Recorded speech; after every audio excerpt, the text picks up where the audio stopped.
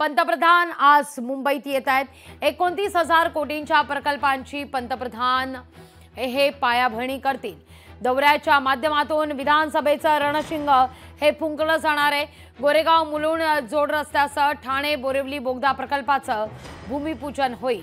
तर तिसऱ्यांदा पंतप्रधान झाल्यानंतर मोदींचा हा पहिलाच मुंबई दौरा असणार आहे। याच विषयी अधिक माहिती घेण्याकरता थेट जाते आमच्या प्रतिनिधी मीनाक्षी म्हात्रे यांच्याकडे। मीनाक्षी, कशी तयारी या दौऱ्याची करण्यात आलेली आहे? कारण तिसऱ्यांदा पंतप्रधान झालेले नरेंद्र मोदी पहिल्यांदा आता मुंबई दौऱ्यावर येत आहेत। दोन महत्त्वाची खरं तर या सगळ्या घडामोडी आहेत। एकीकडे काल पार पडलेली विधान परिषदेची निवडणूक, त्या परिषदेच्या निवडणुकीमध्ये भाजपनं मिळवलेलं यश आणि अर्थातच येऊ घातलेला विधानसभा निवडणुका, या सगळ्याच्या पार्श्वभूमीवर पंतप्रधान नरेंद्र मोदी आज मुंबईत येत आहेत।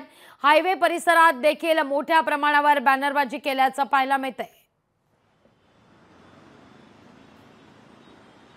नक्कीच लाघवी, आपण पाहतोय की आज पंतप्रधान नरेंद्र मोदी मुंबई दौऱ्यावरती आहे। त्यामुळे विशेष लक्ष आहे ते म्हणजे बोरिवलीच्या नेस्को सेंटरमध्ये। आपण पाहतोय की सध्या मी त्याच परिसरामध्ये उभी आहे।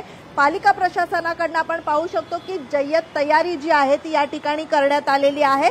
संपूर्ण परिसरात जर आपण पाहिलं तर मोदींच्या स्वागतासाठी या ठिकाणी बॅनरबाजी जी आहे ती केलेली पाहायला मिळते। तर महायुतीच्या सगळ्याच पक्षांच्या या ठिकाणी पक्षाचे झेंडे जे आहेत ते देखील पाहायला मिळतात। खरं पाहायला गेलं तर मोदींच्या हस्ते विविध प्रकल्पांचे लोकार्पण आणि भूमिपूजन आज संध्याकाळी 5 वाजता याच नेस्को सेंटरमध्ये पार पडणार आहे। त्यामुळे ही जवळपास आपण पाहतोय जय्यत तयारी जी आहे ती करण्यात आलेली आहे। एकूणच सध्या आपण पाहिलं तर मुंबई महापालिकेच्या वतीनं जरी ही तयारी करण्यात आली असली तरी नरेंद्र मोदी हे तिसऱ्यांदा पंतप्रधान झाल्यानंतर प्रथमच मुंबईत येतात आणि त्यामुळे महायुतीकडून ही जय्यत तयारी करण्यात आलेली आहे। एकीकडे आपण पाहतोय की आगामी काळामध्ये विधानसभा निवडणुका आहेत आणि त्याच पार्श्वभूमीवरती आपण पाहतोय की 29,000 कोटी रुपयांचे प्रकल्पांचे आज लोकार्पण पार पडणार आहे। त्याच अनुषंगाने आपण पाहतोय की त्यामुळे पंतप्रधान नरेंद्र मोदी यांच्या दौऱ्याला विशेष महत्त्व जे आहे ते पाहायला मिळणार आहे। खरं पाहायला गेलं तर आज संध्याकाळी 5 वाजता हा सोहळा जो आहे तो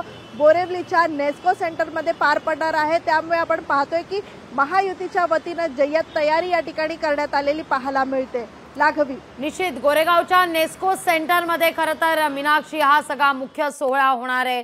या सगळ्यावर नजर कायम असेल। तुर्तास धन्यवाद मीनाक्षी, तुम्ही दिलेल्या या सविस्तर माहिती करता। लोकशाही मराठी ऐका, पहा, जागरूक रहा।